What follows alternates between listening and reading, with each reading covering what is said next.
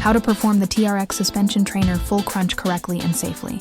Main focus: core, especially rectus abdominis, shoulders, and hip flexors. 1. Strap length: adjust the TRX straps so the foot cradles are about mid-calf length. 2. Position: kneel facing away from the anchor point. 3. Feet in straps. Place both feet into the foot cradles, toes down.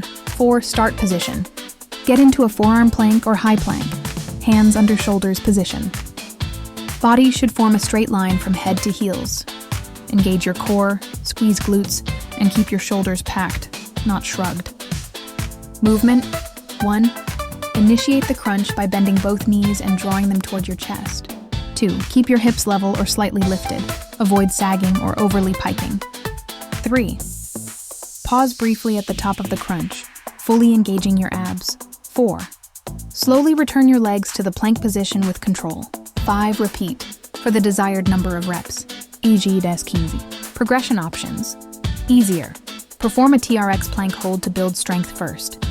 Harder: add a push-up between reps or use a pike instead of a crunch. Tips and common mistakes: don't let your back sag. Keep your spine neutral. Avoid using momentum. Control the movement.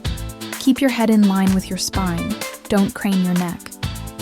Focus on drawing your knees with your abs, not just your legs. Please check my next video.